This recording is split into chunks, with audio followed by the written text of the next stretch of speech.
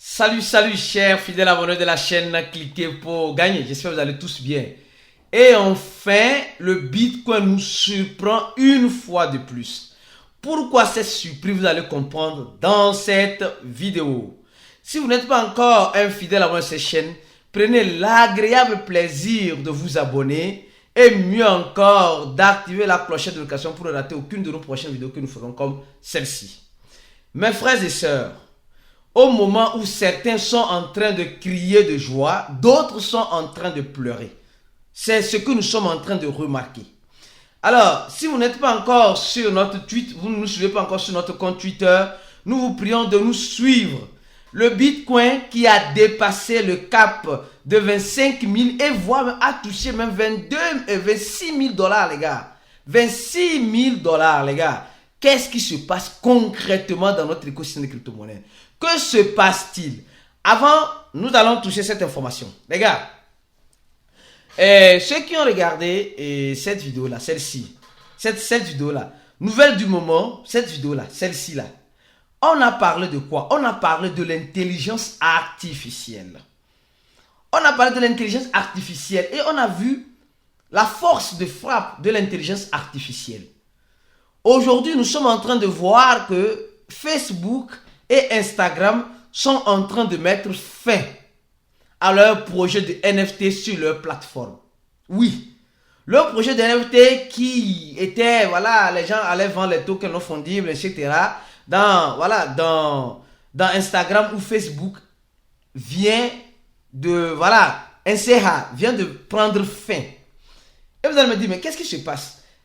Quand on parle de la fin d'un projet, on parle des fonctionnaires qui vont perdre leur travail. Facebook aussi a annoncé au même moment que elle est en train de dire au revoir à plus de 10 000, je crois bien, 10 000 fonctionnaires, les gars. 10 000 fonctionnaires, vous ne trouvez pas que c'est trop beaucoup? Non, franchement, moi je trouve ça vraiment hyper beaucoup. Oui, la façon dont Facebook est en train de dire, oui, je crois bien 10 000 fonctionnaires, les gars, c'est beaucoup, c'est énorme. Je dis bien, c'est énorme. C'est énorme. Donc, si vous voulez, malheureusement, rester dans ce 21e siècle, vous devez apprendre à vous actualiser. Vous devez vous actualiser, sinon, vous allez rester en arrière et vous allez perdre beaucoup de choses. Malheureusement, oui, c'est ce qui arrive. Voilà, deuxième information, les gars. Cette information ici, non, c'est incroyable. Mais c'est tout à fait vrai. Quand je dis incroyable, mais vrai. En quel sens? Au sens où nous sommes en train actuellement de voir que dans cette hausse des crypto-monnaies, beaucoup de personnes ont été liquidées. Presque 300 millions de dollars, oui. 300 millions de dollars ont été liquidés. Ça veut dire que les traders, les gens qui ont fait le trading et qui apposent sur le trading futur ont beaucoup perdu. Car tous les facteurs sont rassemblés, réunis pour espérer une éventuelle chute des crypto-monnaies, surtout du Bitcoin. D'accord? Parce que vous allez voir les nouvelles tout à l'heure. Tous les nouvelles sont rassemblés. Tous les nouvelles sont rassemblés pour voir la chute incontournable du Bitcoin. Mais à notre grande surprise,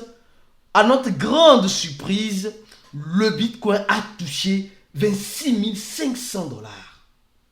Le Bitcoin a touché 26 500 dollars. Elle a quitté 23 000 à 26 000. Les gars, c'est beaucoup. C'est énorme. Alors, les gens se posent la question, mais que se passe-t-il? Est-ce le début du bourron? Mais on n'est pas encore arrivé au halving. Les gens sont perdus. Les gars, ne soyez pas perdus.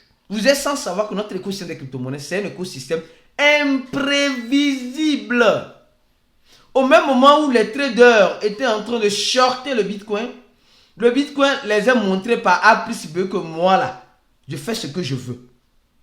Et quand vous espérez le pire, je vous donne le meilleur. Quand vous espérez le meilleur, je vous donne le pire. C'est pourquoi on dit en crypto-monnaie, espérer le pire, toutefois, en se préparant au meilleur. Alors donc, en ce sens-là, aujourd'hui, plusieurs personnes sont perdues, ne savent. D'abord, la triste nouvelle, regardez bien, la triste nouvelle, on dit Binance, l'une des plus grandes plateformes, la triste nouvelle. Les gars, suivez cette vidéo jusqu'à la fin, vous allez comprendre. La triste nouvelle, on dit Binance est en train de perdre un de ses partenaires bancaires au niveau des transactions de la monnaie fiduciaire au Royaume-Uni. Elle va perdre ce partenaire dans 9 semaines. Le délai. Alors, qu'est-ce qui se passe? Ce qui se passe, c'est que nous savons que nous sommes dans un écosystème où l'argent traditionnel rentre. L'argent traditionnel, quand on parle d'argent traditionnel, nos monnaies fiduciaires rentrent dans l'écosystème. Mais maintenant que nos monnaies sont en train de rentrer, les gens, les régulateurs ont peur. Donc, ils sont en train de mettre directement les points sur les i. Quand je dis mettre les points sur les i, c'est au sens où on ne donne plus la main libre aux investisseurs d'être autonomes et libres, indépendants, afin de mettre leur argent qu'ils disponibilisent depuis leur compte bancaire dans l'écosystème des crypto-monnaies. Et cela, les échangeurs sont en train de faire une lutte acharnée, une lutte contre vents et marées, afin de nous satisfaire, nous les utilisateurs. Mais les régulateurs ne veulent pas ça. Ils se disent, comme vous dites que vous êtes dans les crypto-monnaies là, débrouillez-vous seul, ne tuez pas notre monnaie. Donc, ils sont en train de retirer et ce pont qu'il y a entre les monnaies fiduciaires avec les banques d'accord et les échangeurs pour servir les clients. Ce pont-là est en train d'être coupé et Binance est en train de sentir cela. Donc, c'est une triste nouvelle. Ou bien, vous ne trouvez pas que c'est une triste nouvelle? Mais comment ça veut dire que cette triste nouvelle impacte le Bitcoin de façon positive? Avant de continuer la vidéo, pause publicitaire. Alors, ici, tous ceux qui sont des fidèles abonnés de notre chaîne, cliquez pour gagner. Vous êtes sans savoir que nous organisons une confraternisation, un événement qui rassemble les passionnés de cette technologie blockchain. Un événement où plusieurs personnes, moi je tiens à vous dire directement que mes billets d'avion sont déjà réservés. Je garantis à 100%, Inch'Allah, ma présence au Bénin, à Cotonou, du 15 au 16, le jour de l'événement. Et je vais venir bien avant l'événement. Donc, on va se voir pour ceux qui veulent qu'on se voit physiquement. Et vous allez voir aussi le reste des équipes. Vous allez connaître l'équipe de Cliquer pour gagner. Je suis entouré d'une équipe. Donc, je ne suis pas seul. Je ne suis pas seul. Alors, donc, ceux qui veulent participer à cet événement, si vous êtes dans cette écosystème de la crypto-monnaie, vous vous retrouvez en Afrique, à côté du Bénin, Togo, je ne sais pas quoi, Togo, vous êtes au Bénin, vous êtes en Côte d'Ivoire, vous êtes au Mali, vous êtes au Sénégal. Même il y a des gens qui vont venir de plusieurs horizons, de plusieurs autres continents.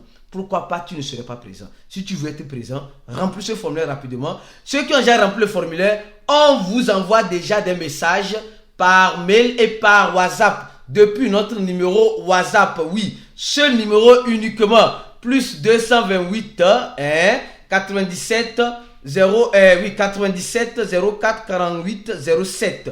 Uniquement sur ce numéro-là, si quelqu'un vous envoie un message à part ce numéro-là, c'est un arnaqueur. Alors, ceux qui ont rempli le formulaire, vous avez déjà commencé par recevoir vos mails pour solder les $100, pour avoir votre garantie, votre confirmation à cet événement. Et après d'avoir payé, vous serez ajouté dans un groupe WhatsApp spécialement pour la confraternisation où nous allons préparer ensemble cet événement.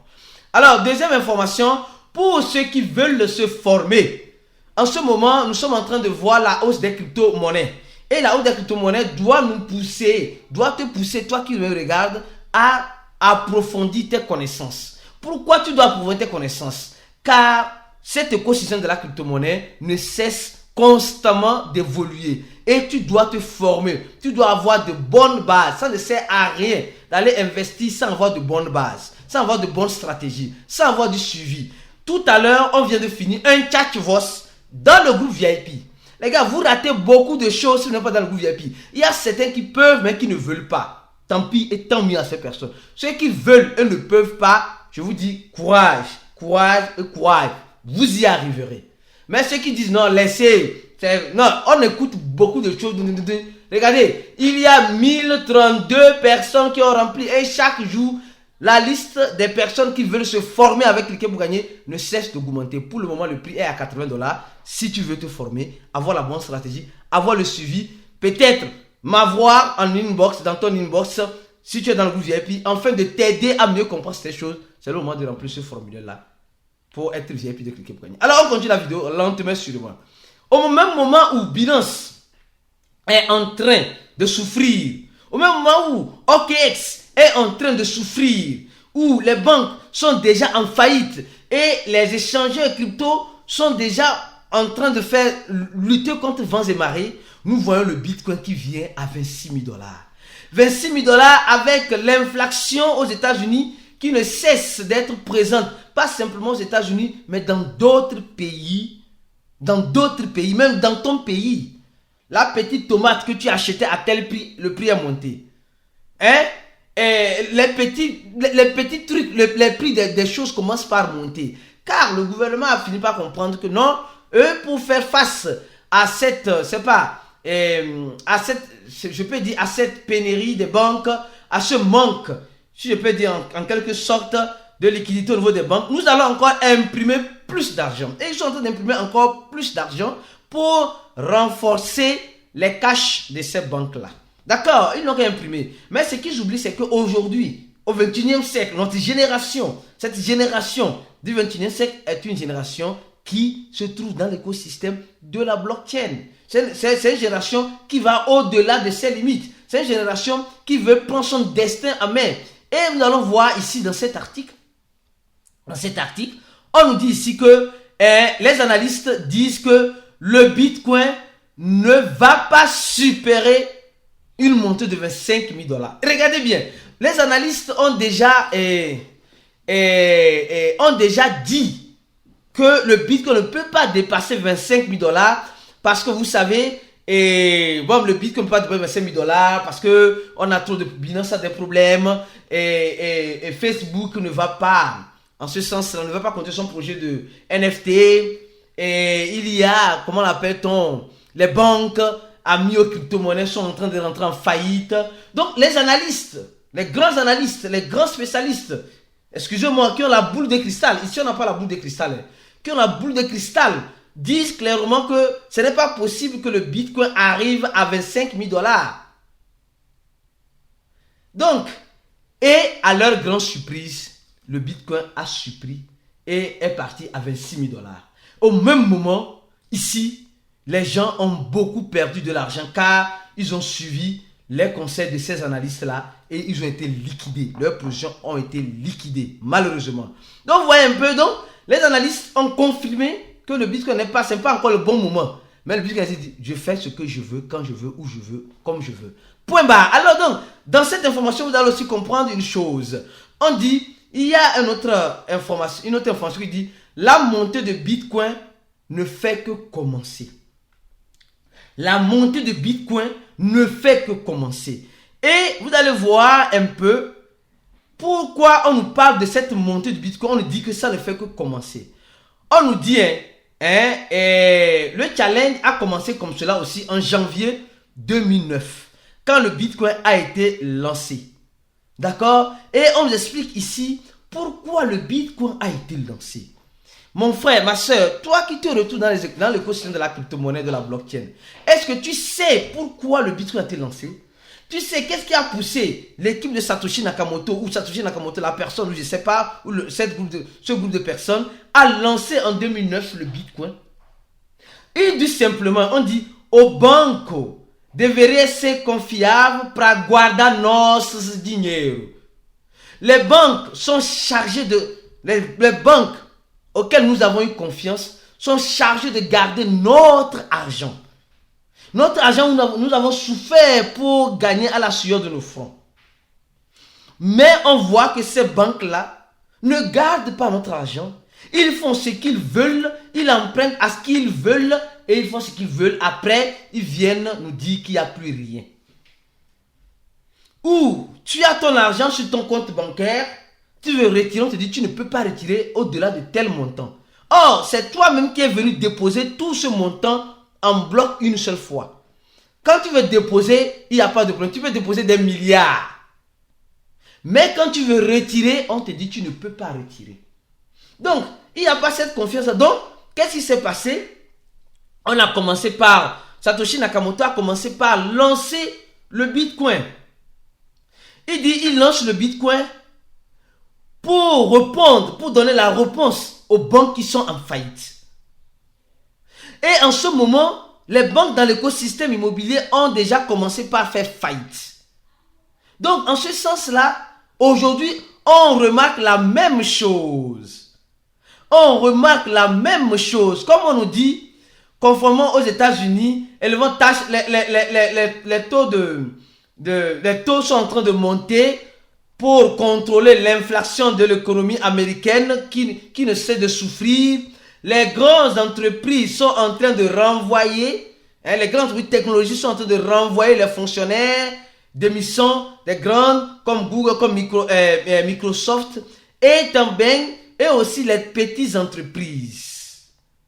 Vous voyez que le scénario ne fait que se répéter. On dit le grand problème est venu juste cette année, après que la grande banque SVB, l'une des 16e banques, je crois bien, des États-Unis, a déclaré faillite. Et dans cette faillite qu'elle est en train de déclarer, au même moment, les gens sont en train de comprendre que franchement, la confiance qu'on a déposée aux banques, on doit retirer cette confiance-là. Et les gens, la crise bancaire a commencé et ça fait exploser le Bitcoin. Qu'est-ce qui se passe? C'est que les gens qui ont déposé beaucoup d'argent sur le compte bancaire ont dit non mais carrément, on finit pas comprendre ce qui se passe avec les banques. On ne veut pas tout perdre quand même, on va retirer ce qu'on peut retirer. Et ils retirent cet argent-là pour aller où? Dans, je crois bien, ça. Vous voyez non? Dans, je crois bien, ça. Et les mêmes banques sont en train de gigoter dans tous les sens. Mais pourquoi vous allez investir là-bas? Parce que la différence, c'est que le Bitcoin est décentralisé. Certes, il y a une manipulation des remèdes décentralisée. Secondo, le Bitcoin, on ne peut pas le créer à l'infini. Comme on crée l'argent à l'infini. Donc, le Bitcoin, il est seulement que 1 million, 1,7 million, je crois bien, de Bitcoin qui seront encore en circulation. Et c'est fini, 21 millions sont arrivés comme nous montre ici. Mieux encore, je peux envoyer mon argent à qui je veux, comme je veux, où je veux. Dépendra de la couleur de peau de la personne, etc. Il suffit que la personne aussi soit dans l'écosystème de la blockchain du Bitcoin. Alors donc, vous voyez que ça montre franchement la force des crypto-monnaies et la faiblesse des banques. Et déjà même, les gens qui ont... On a fait même un chat aujourd'hui dans le groupe VIP. Si vous n'êtes pas dans ce groupe-là, vous voulez être dans ce groupe-là, remplissez le formulaire du cours et vous allez payer $80, vous serez dans ce groupe. Pour les gens qui veulent passer à la confraternization, venez-y. Alors, on disait simplement qu'il y a déjà, semble-t-il qu'il y a des mobile money que les gens utilisent en Afrique, transactions d'argent avec numéro, etc., qui ont commencé, semblerait-il, par avoir des problèmes. Je n'ai pas l'information à 100% confirmée, mais semblerait-il, ou pourront avoir des problèmes parce qu'elles sont liées aussi de façon indirecte à ces banques-là. Donc restez connectés sur ces chaînes, nous allons venir de temps en temps vous informer en temps réel de ce qui se passe dans cet écosystème des crypto-monnaies vis-à-vis des banques. On se dit à la prochaine vidéo et ciao!